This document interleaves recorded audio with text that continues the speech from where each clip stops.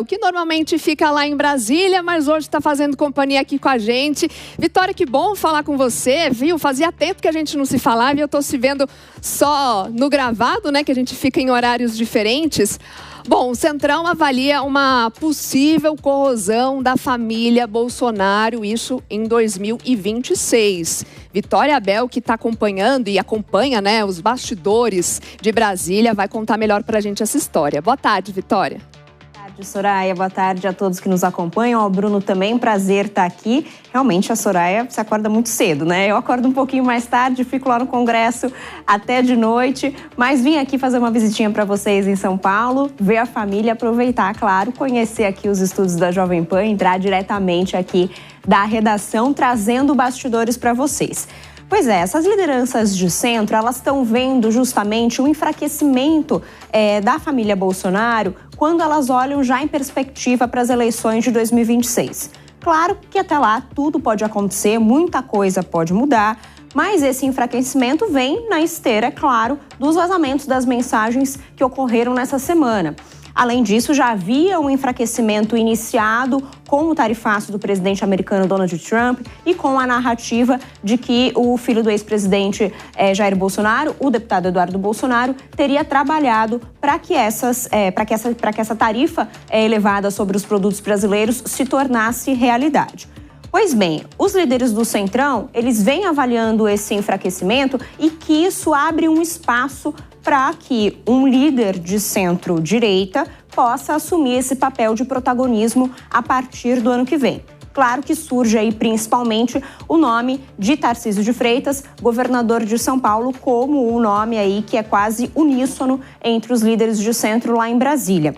Na última terça-feira, a gente viu também aqui na Jovem Pan que teve o lançamento da Federação União Brasil e Progressistas, que formou aí a maior bancada do Congresso Nacional. Então, por que é importante essa nova federação? Essa bancada vai ter força para barganhar o que quiser ali no Congresso Nacional e, portanto, vai ter força política para mas influenciar a nova candidatura de centro-direita em 2026. E na terça-feira que houve o lançamento oficial dessa federação, houve também um jantar depois entre os líderes dessa federação, presidentes de outros partidos e também entre os governadores que são presidenciáveis, entre eles Tarcísio de Freitas e Ronaldo Caiado, que é o governador de Goiás. E durante esse jantar foi quase que um consenso, o quê? Que a narrativa da família Bolsonaro está se tornando cansativa e que é necessário eles olharem para uma alternativa de centro-direita. Ao mesmo tempo, porém, eles também dizem que ainda não é possível largar totalmente a mão de Jair Bolsonaro. Por quê? Jair Bolsonaro ainda tem uma base de praticamente 30% do eleitorado brasileiro, portanto, ainda é arriscado largar a mão de Jair Bolsonaro, porque também um outro efeito que pode acontecer é que Jair Bolsonaro se torne vítima depois desse vazamento das mensagens. Justamente porque houve ali um xingamento entre pai e filho, ainda existe também essa perspectiva. Uma outra coisa, só para a gente encerrar aqui, Soraya, um outro detalhe que também vem cansando o centro é as constantes ameaças da família Bolsonaro. A gente lembra que recentemente Eduardo Bolsonaro disse que ameaçou o presidente da Câmara, Hugo Mota, e também Davi Alcolumbre, presidente do Senado, de que o governo dos Estados Unidos também poderia lançar sanções contra eles dois, assim como lançou contra o ministro do STF, Alexandre de Moraes. E em resposta a isso, o presidente da Câmara, Hugo Mota, disse numa entrevista recentemente, ontem, ao portal G1, que ele não trabalha sobre ameaças, que ele vai continuar trabalhando em conjunto com as lideranças da casa. Soraya. Obrigada, Vitória, por enquanto, pelas suas informações. A gente conversa daqui a pouquinho. Vamos trazer esse assunto aqui para as nossas comentaristas, porque eu estou muito bem acompanhada nessa sexta-feira, viu? Além de você, claro, que está nos acompanhando, estou com elas, Mônica Rosenberg e também Priscila Silveira, para a gente ir esmiuçando esses assuntos da política, né, Mônica? Vou até começar por você, porque desde o final da quarta-feira, né, quando a ação da Polícia Federal foi revelada, a gente vem conversando, destrinchando e esmiuçando os fatos, os arquivos, todas as reações políticas e por tudo que você observou até aqui, pelas informações também que a Vitória Abel nos trouxe de bastidores. Como você avalia, qual a sua leitura de como será a direita a partir de agora, né, pensando nas eleições de 2026? Soraya, a Vitória trouxe muito bem, né? O Centrão percebeu esse enfraquecimento da família Bolsonaro, mas parece que o Centrão foi o último a perceber, né? As pesquisas já estão mostrando, Lula continua subindo, continua crescendo na intenção de voto.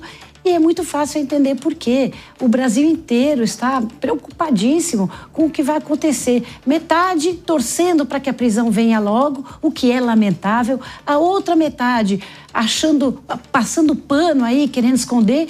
E o Brasil precisa entender o que houve para poder justamente definir quem vão ser os líderes na eleição de 2026. Mais uma vez nós estamos falando nos nomes Lula e Bolsonaro, sendo que nós precisamos encontrar novas lideranças e esperamos que a direita possa se unir e trazer líderes que realmente venham com propostas, que venham mudar e que parem de usar a política só para atacar o seu adversário. Hoje Lula passa o tempo xingando Bolsonaro e Bolsonaro passa o tempo xingando os ministros do STF. Ninguém está procurando solução para o Brasil.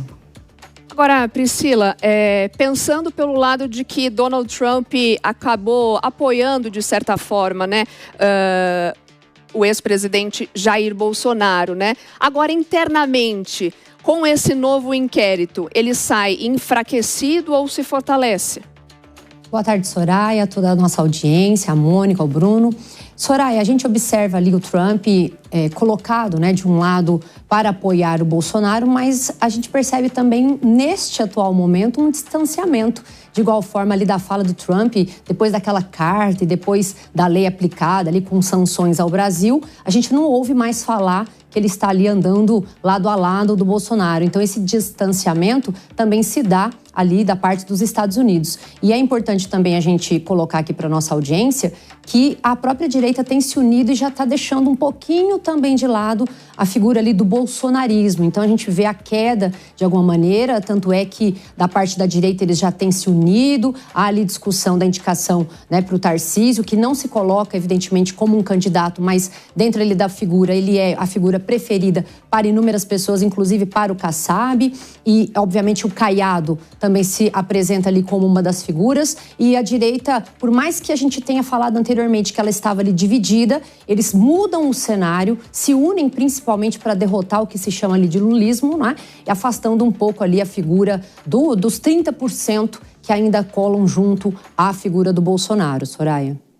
Obrigada, Priscila. Obrigada, Mônica. Daqui a pouquinho a gente volta a conversar, trazendo também outros destaques desta sexta-feira.